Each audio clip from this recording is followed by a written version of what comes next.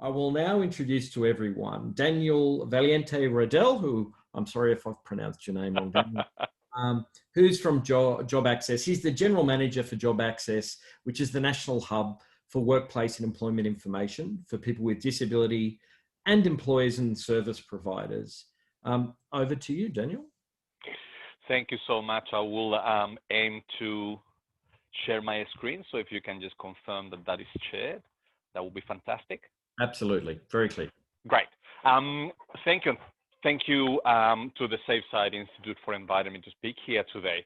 And thank you to Darren for a really inspired presentation. It's very hard to follow somebody that speaks so well when you sound like Puss in Boots.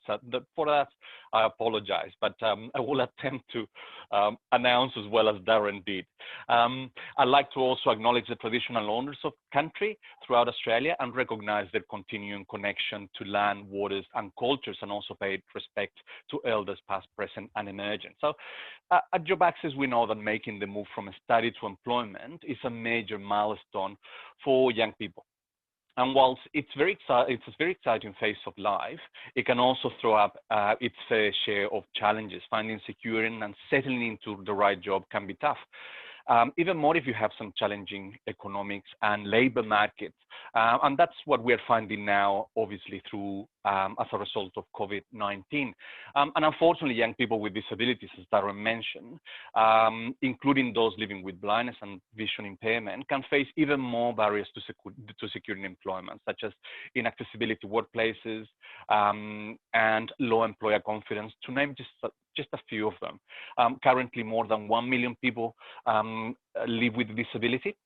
Are ready and willing to enter the workplace. And whilst various studies highlight the positive impact of employing people with disabilities, the reality is that they are twice as likely to be unemployed and stay out of work for at least 1 year more compared to their peers without a disability. So these employment patterns are similar for graduates with a disability that are likely to get further impacted by COVID-19 as well. However, this is not a challenge graduates with a disability need to face on their own. With the support of career advisors at schools, universities, and TAFEs, their families and careers and expert advice such as JobAccess graduates with a disability can do and make a move into meaningful employment. So let me just get you through a little bit of an agenda for today. So we'll start with the current scenario for graduates with a disability. Next, we will discuss the range of free supports available through JobAccess. That's when I get to plug the great service that I lead. And we will also share some specific tips and resources for career advisors to better support graduates with a disability. We will also talk about sharing information about disability, and this is a common area of concern among graduates entering the workforce. And then we will open up for some questions should we have the time. So the current scenario for students with graduates with a disability is not without its challenges, as I said before. It also provides some opportunities. So for Australian employers, disability inclusion is not just a good thing to have, but essentially, it's essential to access a large talent pool of skilled candidates. So if you consider that 1 in 5 Australians live with 1 or more disability, and that this number is just increasing with the aging population, over 2 million Australians of working age between ages of 15 and 64 have a disability. Vision Australia estimates that around 357,000 people in Australia who are blind or have low vision, and this is projected to be well over 500,000 by 2030. Also, most disabilities are invisible. In fact, 90% are invisible. And in here, we also need to consider the rising number of people with mental illness, anxiety, depression, especially during this COVID world. And 31% of the population have an accessibility need. Some of them may not consider themselves having a disability, but more importantly, always remember that disability is just one mere aspect of the person being. It's just like being short or like being tall, and it does not define who the person is at the core. So the 2018 Graduate Outcome Survey published by the Quality Indicators of Learning and Teaching tracked the overall employment rates for graduates by demographic groups, including disability. The survey found that overall rates, and this is full-time and part-time, for graduates with disability was 7 percentage points lower than those with a disability, without a disability. And the gap in full-time employment rates for graduates with and without a disability was more than 10 percentage points. So it's a very sobering thought. The surveys also found, highlighted as well, that undergraduates with disability were more likely to report that they were not fully using their skills or education. And this is around 44.7% in overall employment compared to 36% of undergraduates without a disability. The National Disability Coordinating Officer, the NDC, also surveyed 220 disability employment service consultants across Australia about working with universities and graduates with disability. The survey highlighted barriers for DES providers considered as primary reasons for the gap in employment graduates with disability. And some of this included the employer's attitude and, as Darren mentioned before, the lack of knowledge and skills to hire people with disabilities.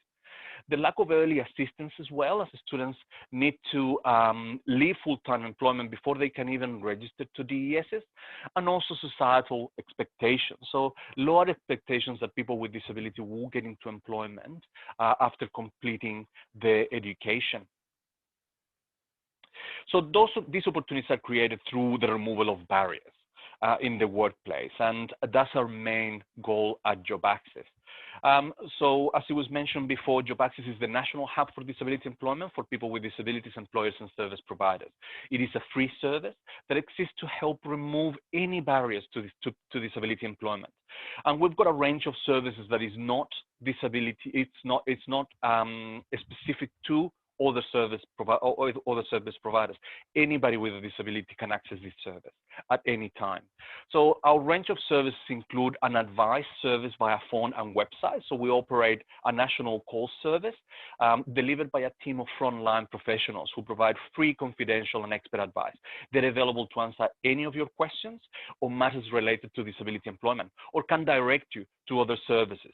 JobAccess also have a comprehensive website with information and advice tailored specifically for people with disabilities, employers and service providers. We also coordinate workplace adjustments and modifications, and I'll talk about that in a little bit more detail in the next slide. We also run the National Disability Recruitment Coordinator, which is the employer engagement service of JobAccess, who works with large employers to increase their confidence in terms of employment of people with disabilities.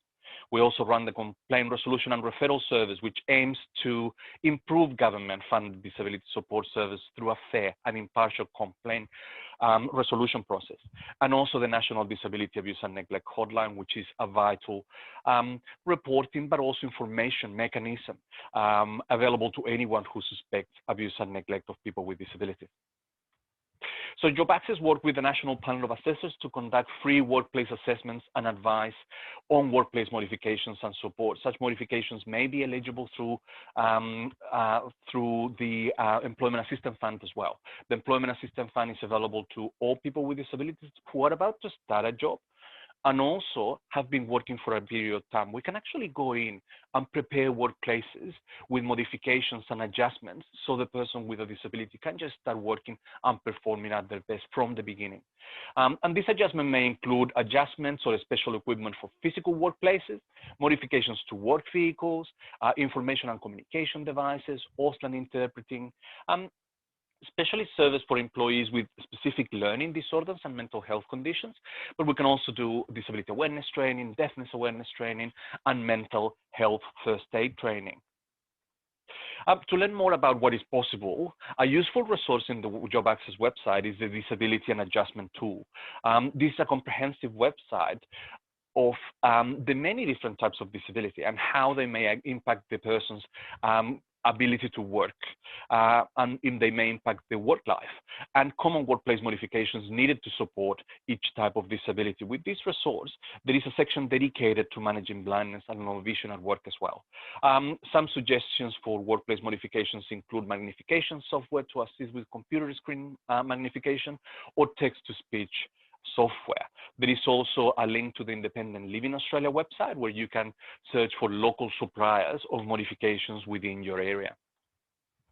So career advisors also play a vital role in helping graduates with disability transition into employment. And there are several resources available to support career advisors as well. So universities and TAFE career practitioners are one of the top sources for a student to secure graduate roles. Let's look at some of the tips and resources to help you support graduates with a disability. An easy way to find an employer that is disability confident is to review their website and identify diversity statements within their career or about us pages. You can also visit the JobAccess website to view our alumni, which are a list of organizations who have completed the JobAccess employer partnership and remain committed to the workplace diversity. The JobAccess website also has a range of tools that can help you, templates and free resources to support job seekers with a disability. You can guide students through review tips and advice on the website in preparation for job search process. Another service which helps employers on disability confidence is the Australian Network on Disability, and the A&D also manages the Stepping Into program. It is a paid internship scheme matching talented university students with disability with roles in leading Australian organizations. We also encourage you to join our mailing list to receive the latest news from JobAccess. Our e-newsletter is published once every 2 months, and it includes a list of the current employer partners, as well as regular updates and expert advice on supporting people with disability in the workplace. And lastly, and I think that is very important for you to help share information about disability employment service providers. The primary function of these services is to ensure a good fit. Over the years, the ES have supported tens of thousands of people with disabilities to join the workforce. And while not all people with disability require support, I think that is very good and important for all of you to know that these services exist. So you can search for a provider within the JobAccess website as well.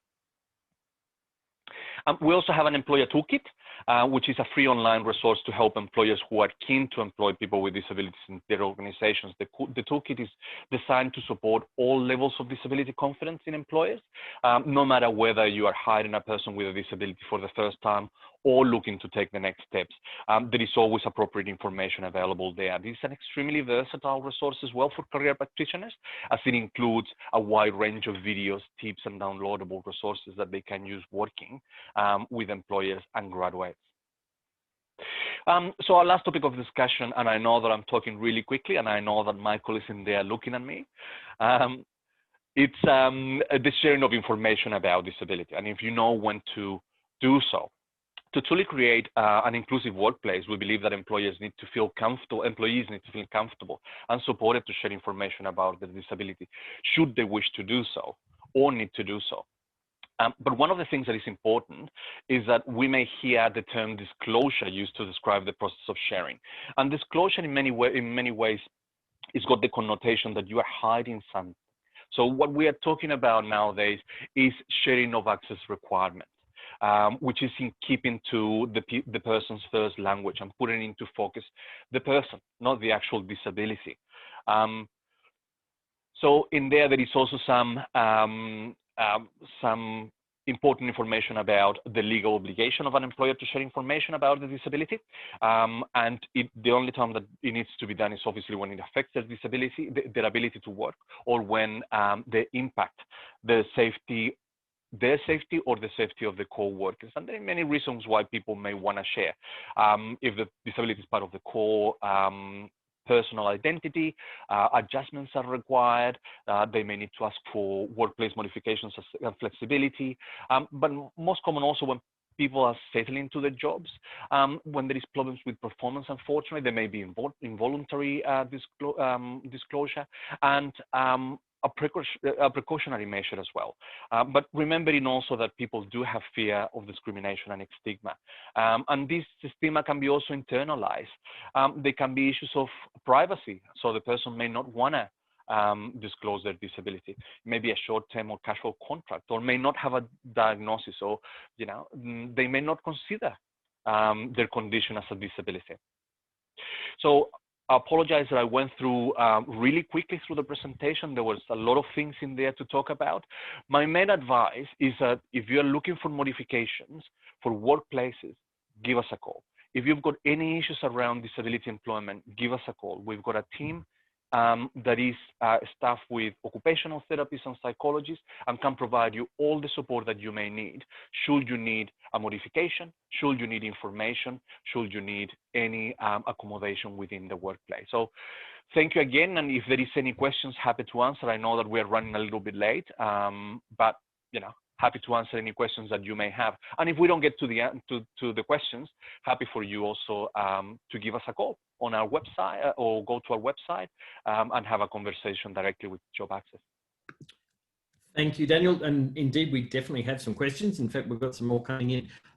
So I'll pass a few on. Do you operate in regional areas?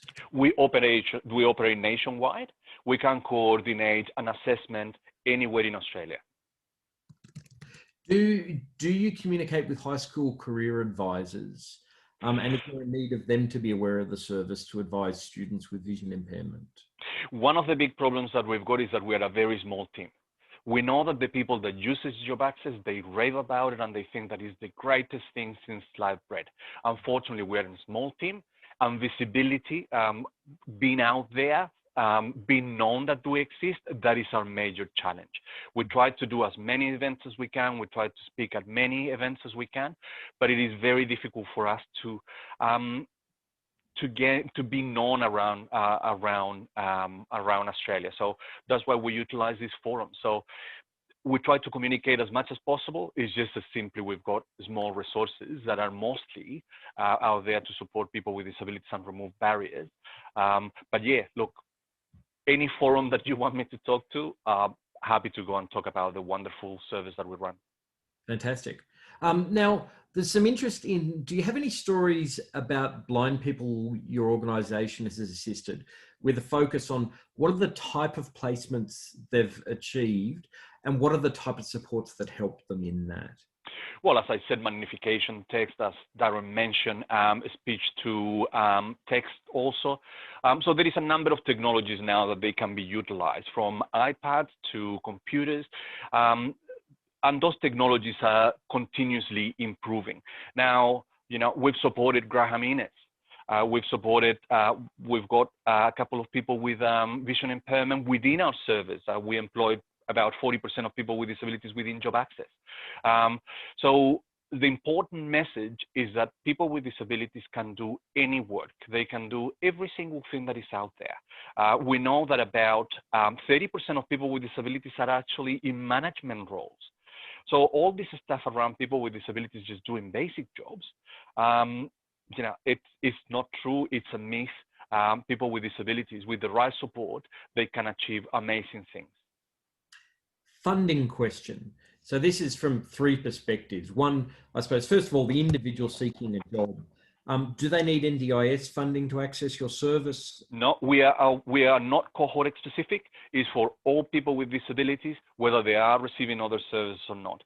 As I mentioned, we've got people with disabilities that we support and that we provide modifications and that we provide adjustments that may not require any other support, that they're perfectly capable to go and do their jobs. So you don't have to be connected to the NDIS. You don't have to be connected through the ES.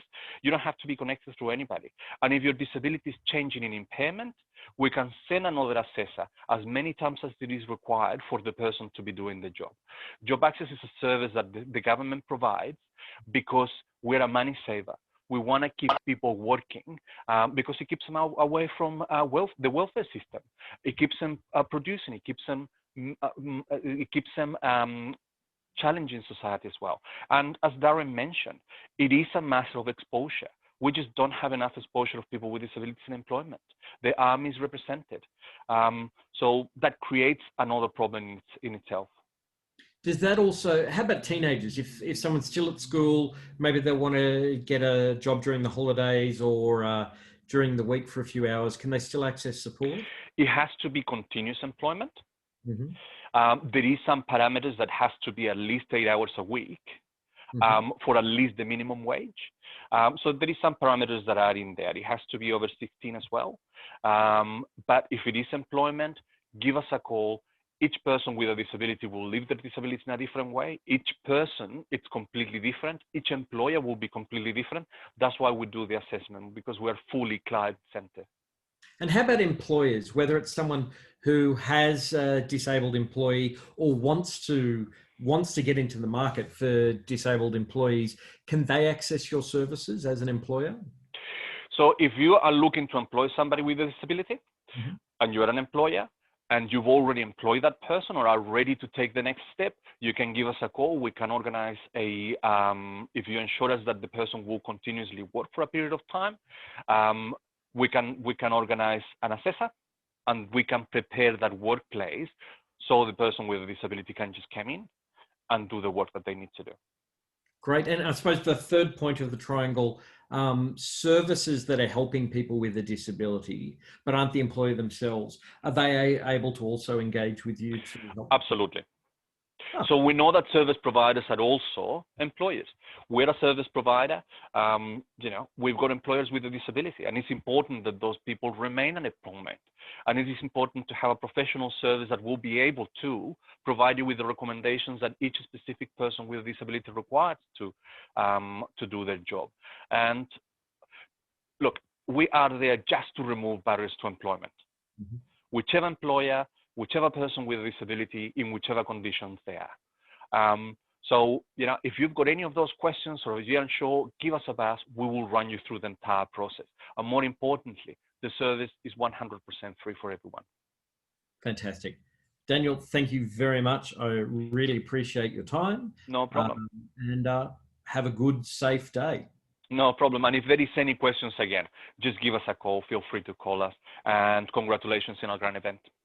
And just a reminder to everybody, we've got a pile of resources up on the website from today. And if you look at the chat as well, we're posting links into the chat so that you can click through if you want to read straight away. All of this is recorded. So don't feel that you've got to frantically take down notes and miss things. Mm-hmm. All of this is going to be posted so everybody can look at this after the fact. Okay, so Thank you, guys. Thank you. We've got off to a really good start, everybody. I'm sure there are a lot of people who would like to freshen up right now, maybe grab a cup of coffee, etc. So we're going to have a short 10-minute break. Now, remember, if you're at home, we can't see you or hear you. So I would advise just leave it running while you go and grab a cuppa so that you don't encounter any technical issues or lose the link in the meantime. And we will be back in 10 minutes with our next segment.